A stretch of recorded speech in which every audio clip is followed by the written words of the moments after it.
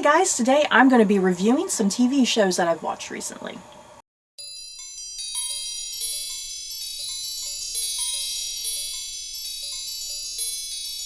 So this is going to be a wrap-up of 5 different shows that I've watched relatively close here within the last couple months that I want to share with you guys.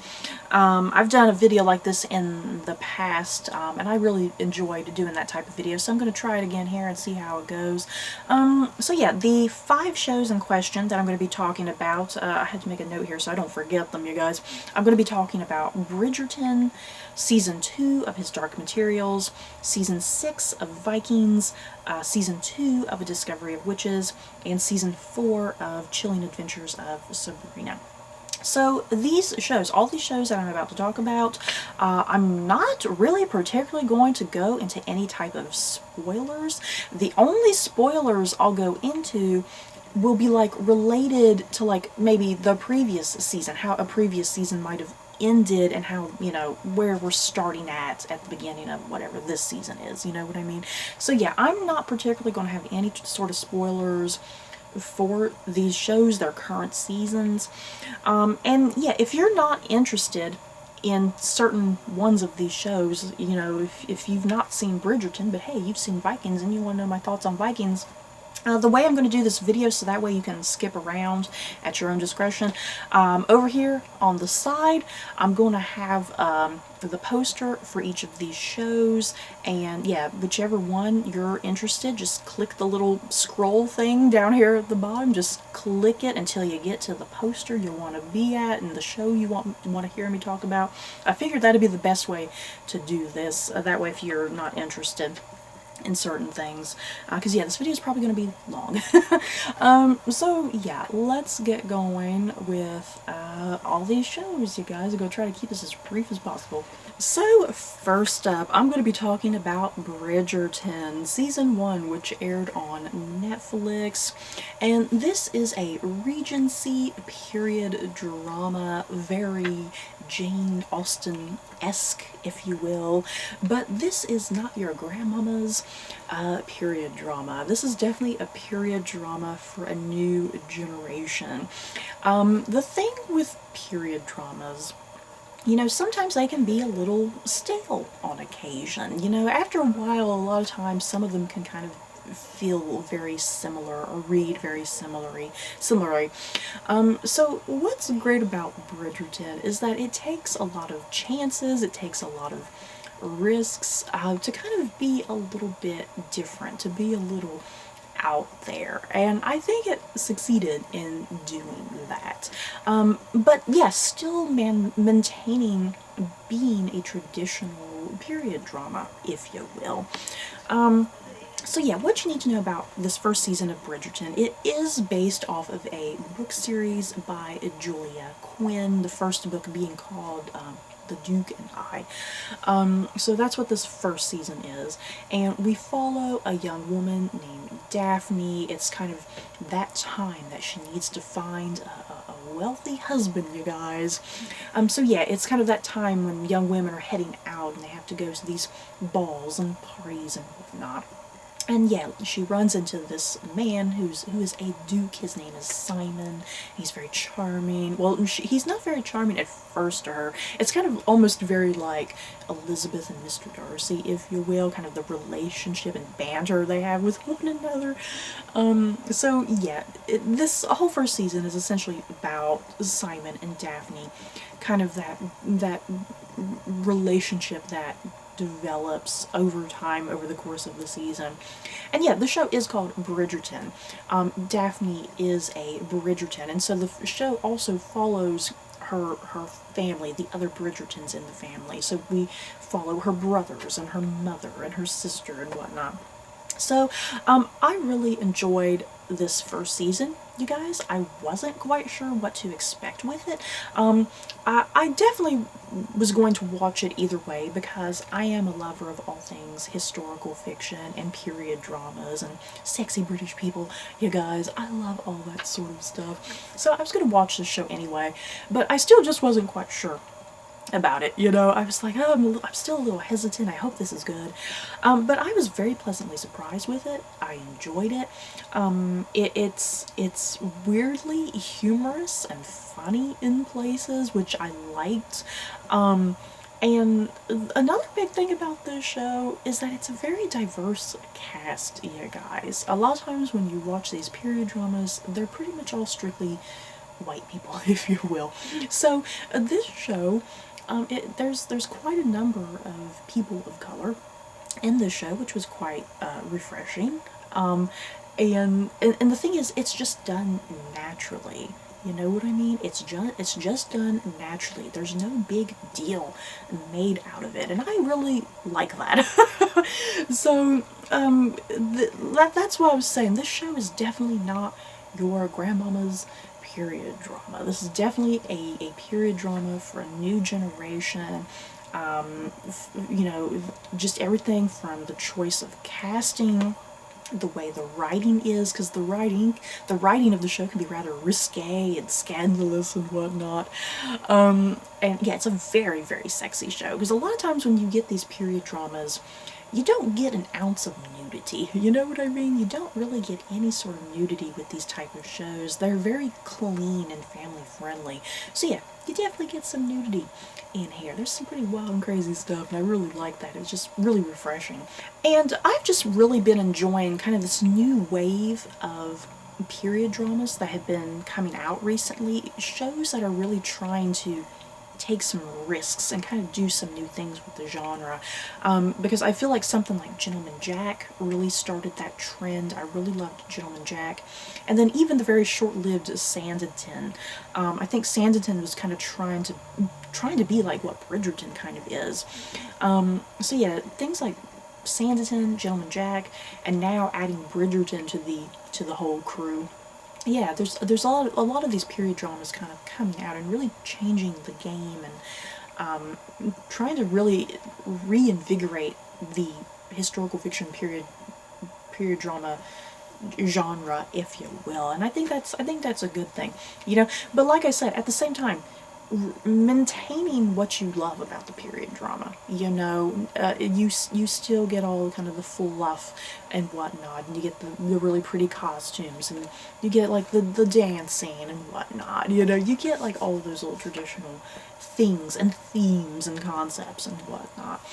So yeah, I really love this first season of Bridgerton. I'm definitely looking forward to the next season. Anybody else? Anybody else watch Bridgerton? If you want to talk about spoilers with me, feel free to do so. And next up, I'm going to be talking about Season 2 of His Dark Materials. And this is based off of the very popular book series by Philip Pullman. So yeah, the second season is tackling book 2 in the series, The Subtle Knife. And I really enjoyed this second season, you guys. The first season of the show I felt like was a little rough in places. It's like I still enjoyed it, but I feel like the show was still trying to, you know, get in all of those concepts, you know, get in all the big major concepts of this world and the world building of this world. So then, yeah, we can kind of just dive into this second season. The second season really just kind of heads right into things, and we don't spend too terribly much time like really deeply explaining a lot more concepts, except for a few other little things that kind of appear. So yes, season 1 ended. Lord Asriel, played by James McAvoy, he opened up the portal thingy, whatever you want to call it. He opened that up. Lyra and her demon Pan, they step through, and that's kind of where the season ends. So that's where this season begins, is Lyra, you know, discovering, you know, there's multiple universes out there. There is more than just her universe. So she discovers this new universe, and this place is like populated by just some kids, because the parents have kind of either run away or they've been killed off, and there's like these mysterious entities called specters like floating around and whatnot. So in the meantime, we also have Will Perry, who was our other main character. He was introduced in season 1, which was nice because he's actually a character that's not even introduced until the second book, but that's what I really loved about what the show did. They incorporated him into the first season. That way, in the second season, you can just jump right in there with Will, which I really like. So yeah, in the meantime, our other character, Will, he's discovering multiple universes as well, and him and Lyra eventually meet in that first episode, right, of this season. So yeah, it's the two of them teaming up, figuring out, hey, there's some greater, bigger things going on, and we're kind of destined to unite and stop the spread of this kind of evil that's going on, if you will. So yeah, this second season, I really liked it. It was really action-packed, I felt like. I feel like the second book is one of my favorite books out of the trilogy, so I was very curious to see how it would be adapted, because there were a lot of things I was like, I always had a hard time visualizing in the second book, so I was really glad to see certain things visualized here in this season. But yeah, I really like the second season. I think it moved along at a nice pace. It added some things in there that I was glad that it added to really help flesh out certain either events or flesh out certain characters. And then, yeah, any changes, obviously, I felt were for fine for what this adaptation is going for. Yeah, once again, Ruth Wilson plays Mrs. Coulter, who's kind of like one of the big villainesses of this series. Ruth Wilson just killed it once again in this show. I just love everything she does with the character of Mrs. Coulter. It's like she's sweet and charming when she wants to be, but then absolutely, utterly terrifying when she has to be. And then I definitely got to give a shout out to Lin-Manuel Miranda, you guys, who plays Lee Scoresby. Oh, seriously. You know, I had some issues when he was first cast, because I have this certain visual of what Lee Scoresby should look like in my head, and Lin-Manuel Miranda just wasn't that. So I've been very pleasantly surprised with how he has handled the character of Lee. And yeah, there's just some certain things that start transpiring by the end of the season that I was like, oh my god, I hope he can pull this off. So I'm glad to say he did. So yeah, I definitely gotta give a shout out to Lin-Manuel Miranda. I feel like he was like the MVP of the season almost for certain moments. But yeah, the second season was very good. I was a little concerned heading into it, obviously, because it's like we're heading into some bigger things that are starting to happen. And I'm definitely very excited for the third season, because the third season has even more wild and insane concepts and characters and things that are going to be happening that I've always had a hard time visualizing. So it's like, how is the show going to interpret some of these things? So yeah, anybody else watch season 2 of His Dark Materials? Did you love it? Did you hate it? Let me know. Next up, I'm going to be talking about Vikings. This particular season of Vikings, this is season 6, but they divided it up rather weirdly. We had the first 10 episodes of the season air back in, what, 2019, you guys? Or was it early 2020? I think it was like late 2019 into early 2020. We had the first batch of the season with the first 10 episodes.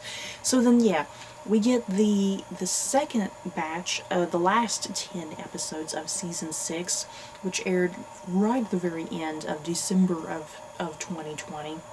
And instead of airing on the History Channel, they decided to have the last batch of episodes air on the Amazon streaming sites or whatever. I just don't understand that. Why would you shift like that and not show the final batch of episodes on the History Channel, which is where it's been for the past 6 seasons? That's kind of weird to me. They're saying that it will air on the History Channel at some point, but yeah, if you wanted to watch it, you need to watch it on Amazon for some reason. So I wanted to go ahead and watch it because I did not want to get any sort of spoilers, you know, since this was the last batch of episodes. I did not want to get spoilers. So yeah, that's what I'm going to be particularly reviewing here, is this last batch, you know, episodes 11 through 20, pretty much, that aired on Amazon. I love Vikings, you guys. I freaking love this show. It's just so well put together, so well crafted, well written, well casted. They always choose the right people for this cast. And yeah, this last batch of episodes, they were very satisfying, because I was very concerned, you guys. I was like, oh, is this going to be an upsetting finale? You know, because whenever you get or series finales, whenever you get series finales for a lot of these big shows, you know, you're not going to satisfy everybody. You're going to have the people who are pleased with it. You're going to have the people who are upset with it. You'll have the people in between.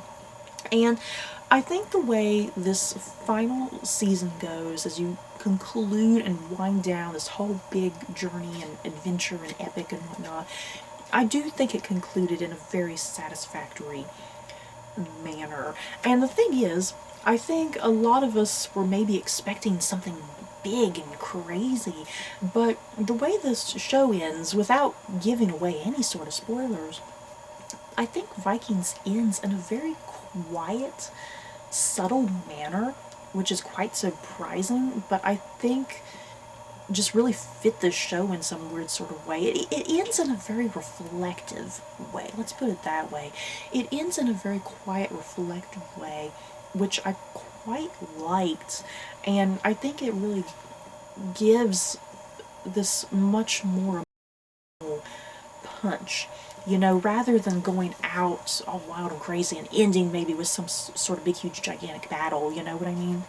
It definitely ends in a much more quiet, reflective manner, which, for me personally, as a viewer who has spent 6 seasons with this show and with these characters, just much more satisfactory for me, I think. So yeah, this final season, where it essentially begins, it's all about this conflict going on with Bjorn and Ivar, who are both sons of Ragnar, but there's a conflict. There's conflict and problems. So yeah, we start off with kind of how the first half ended with, you know, kind of this conclusion of what's going on between Ivar and Bjorn, if you will. And then, yeah, the rest of the season is essentially, you know, back in, like, what's going on in Russia, concluding everything going on in Russia, yeah, what certain characters are getting up to in Kattegat, and then, yeah, in the meantime, the character of Uba, he's just traveling around, you know, trying to find new places that they can live and farm and start new lives, and that's what he's up to for the whole season. So, yeah, you have all of the various different sons of Ragnar. They're all doing their own sort of thing. They're all trying to fulfill their own destinies, fulfill their own journeys, and a big thing for all of these characters is this whole notion of, when I die, this is the legacy and what that I want to leave. I want to be remembered for hundreds and hundreds of years after I die and whatnot. So yeah, that's the big major concept of the whole season, I think, is this whole idea of legacy and memory and whatnot. Yeah, I loved this last batch of episodes. Yeah, not every episode is action-packed. You're not going to have a battle in every single episode, but there are some really great battle sequences that happen in the last batch of episodes. There's some pretty shocking deaths, obviously, you guys. And, oh my god, MVP of the season, you guys. I definitely... the actor who plays Ivar, you guys, oh my freaking god, I just love him. Seriously, I just love the character of Ivar. The actor is Alex Ho Anderson, I believe his name is pronounced. He is just a remarkable actor with this role, and where he takes the character of Ivar and whatnot, I just freaking love the character. It's like you love him, you hate him, you love to hate him. It's great. But yeah, Vikings, it concluded, you guys. I'm so sad about it. It's like all of my favorite shows have ended, pretty much. It's like I lost Game of Thrones. I'm still upset about losing Game of Thrones. Yeah, now I lost Vikings. I'm upset about losing Vikings. What can you do? But yeah, anybody else watch this last batch of episodes for Vikings? What did you think? Let me know. Next up, I'm going to be talking about season 2 of A Discovery of Witches. Let me tell you, I'm going to let you know right from the get-go, you guys, I definitely preferred season 2 quite a lot more than season 1. I liked season 1. Season 1 was okay to me. But I felt like season 1, for me personally, sometimes I felt like it was a little slow and dragged in places, and I thought the writing was kind of not that great. I sometimes thought the writing wasn't that great, and I sometimes thought it was a little cheesy and corny, especially with the Matthew and Diana relationship. So, I just wasn't sure how I was going to feel about this second season, if it was going to kind of just be more of the same. But I'm glad to say season 2 I felt like was a massive upgrade. Maybe that's just for me personally, like I said, because I had a lot of issues with season 1. But season 2, I freaking loved it. I felt like it was a lot more tightly focused, if that makes sense, and I just enjoyed everything going on. So yeah, the way season 1 ended, you know, Matthew and Diana, they're looking for, is it the book of life? They're looking for the book of life because it has like all the answers about life, essentially, for the demons and demons and vampires and witches and whatnot. So they're spending their entire time doing that in season 1, and plus them developing their relationship, because it's forbidden for vampires and witches to, you know, get together and whatnot, or even just congregate. So yeah, the way season 1 ends, they figure, hey, we got to do some time traveling, maybe travel back to like the Elizabethan era, so we can maybe find the book or whatever, and then bring it back to the present, is kind of what their idea and their mission is. So yeah, that's how season 1 ends, is we get the tease that they have time traveled to the Elizabethan era. So season 2, it was entirely the Elizabethan era for the most part. And then you kind of had some random interludes where we would focus on the characters in the modern time setting, obviously. But yeah, I think that's why I might have really loved this second season. Like I said, because it was a lot more focused. We were spending pretty much the entire time with Matthew and Diana in the Elizabethan era, and if you know me, I do love all things Elizabethan era. I love historical fiction. So that was really appealing to me, was that historical element, I guess. And then yeah, the modern characters, like I said, just random interludes with them. You would maybe in an episode it would begin and end with them. That would kind of be it. Or yeah, I think there were only 2 episodes in the entire season out of 10 episodes. 2 episodes where Matthew and Diana were not even in it. It was just focusing on those characters, the modern characters. So yeah, to me, I really liked the second season, just the more tight focus on Matthew and Diana, their mission, going after this book of life, and yeah, the historical setting just really appealed to me personally and my tastes. And yeah, I felt like the pacing was a lot better, the writing was a lot better. There were some moments, I was like, oh my lord, this writing, but it was just a few moments for me. Now, as far as some of my negatives still go, because I do still have like a nitpick with this show, the show does a good job of kind of doing the world building, if you will, for the witches and the vampires, but I am still terribly confused about the demons. I have not read the books by Deborah Harkness. I have not read the books yet, but I do own them. I can't wait to get to the books. So I don't know if this is something that's better explained in the books, but somebody who has read the books, please help me out here. I need somebody to explain the demons to me, because I definitely get a good idea of the powers and the abilities of witches and vampires, if you will, but the demons come across as just, they just seem human. To me, they seem very human, and they haven't really showcased like any supernatural ability, I don't think, to the best of my knowledge. So I just don't understand the role of the demons in this world, what their powers, their gifts are, if you will. Do they have speed, magic, anything like that? What do they do, their function, their role? Because like I said, they just come across as human to me. And I honestly forget about demons existing in this world. until they bring it up, until it's literally broken up. Hey, something, something, demon, whatever. And then I'm like, oh yeah, that person's a demon. I forgot that. And then even in the historical setting, in the Elizabethan era, there is a real historical figure in here, and they say that he is a demon. The thing is, throughout the entire season, I kept forgetting that until they would kind of bring it up about him being a demon. So yeah, anybody who has read the books, please help me out with the world building, if you will, when it comes to the demons, because I just don't get it. I just feel like the show is not doing a good job with that, with the demons. Because yeah, they're doing great with like the vampires and witches, if you will. And then, yes, some other things I liked about this particular season. Joining the cast, you guys. It's like the cast was already pretty great to begin with. I mean, for God's sake, you got Matthew Good. How'd they get Matthew Good to do this show? I don't know. But yeah, this season we have James Purefoy. Oh my God, I love the addition of James Purefoy this season. And then I also love the addition of Tom Hughes, who plays Christopher Marlowe. Oh my God, that was perfect.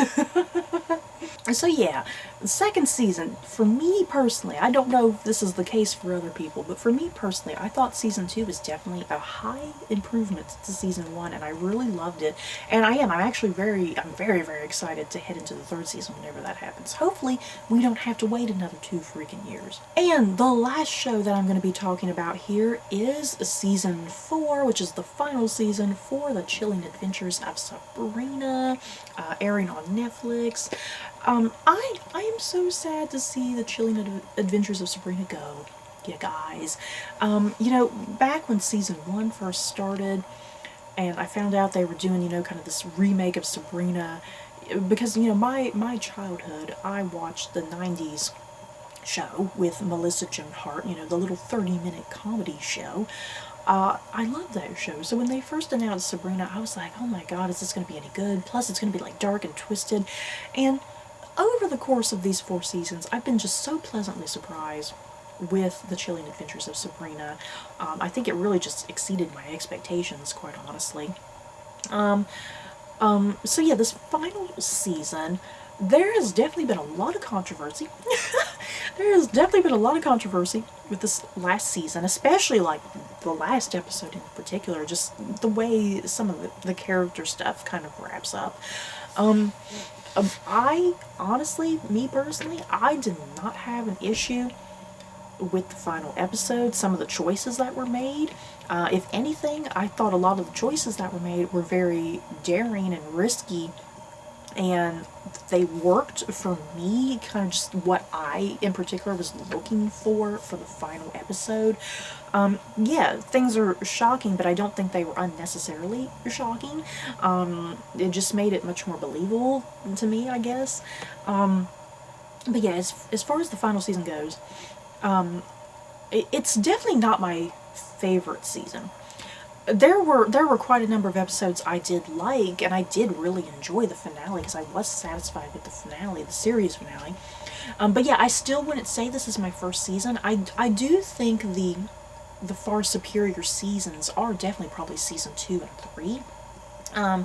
It's just the writing and the character stuff is just really top notch with season 2 and 3. I just particularly loved those story arcs. And yeah, this 4th season, what you're getting, the main villain, Father Blackwood, he has like resurrected, if you will, the Eldritch Terrors, which really kind of take a lot of inspiration from like the lore of H.P. Lovecraft, if you will. So that's kind of what this 4th season is focusing on, are the Eldritch Terrors. And like each episode they have to battle and vanquish one. And things get really dark, things get really heavy, things get very personal. It's a very dark season. I mean, the show has always been very dark and raw and gritty and, you know, kind of like darkly humorous. It's always been like that.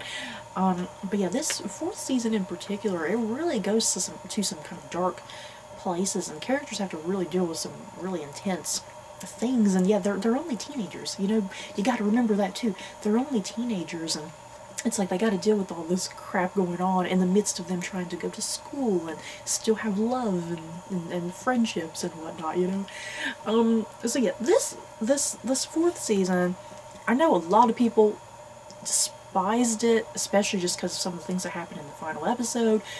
Like I said, none of that bothered me. I really liked it.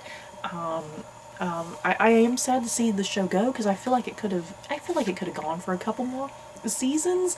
But yeah, when it's time to end, it's time to end rather than just stretching things out unnecessarily, you know? So, I shall remember the chilling adventures of Sabrina rather fondly. I enjoyed all 4 seasons. Yeah, a couple seasons were better than others, but still, overall, a very satisfactory show. I'm glad that I took time to watch it. Yeah, I just don't really have too much to say about this final season other than that I was satisfied with it. In general, yeah, there's a lot I can't even go into because of spoilers, obviously, but yeah, if you've seen the final episode, good lord, if you want to talk about it, feel free to talk about it with me. So yeah, anybody else watch this final season of Sabrina, just let me know. So you guys, that is it for my TV wrap-up. I really like doing these videos, even though they're very long for me to film and they're very long for you guys to watch. The thing is, I feel like I'm able to kind of get through a lot more, you know, rather than doing individual videos for all of them. So yeah, you guys, have you seen any of these shows? Let me go through them again. Bridgerton, His Dark Materials, Vikings, Discovery of Witches, Chilling Adventures of Sabrina. Have you guys gone through any of that? Just let me know your thoughts and feelings. And yeah, I am totally okay with spoilers. If you want to talk with me in the comments down below about spoilers, that's perfectly great. So yeah, that's it for this video. Don't forget to like, comment, and subscribe. And if you like this video, you may like these other videos. Bye, guys.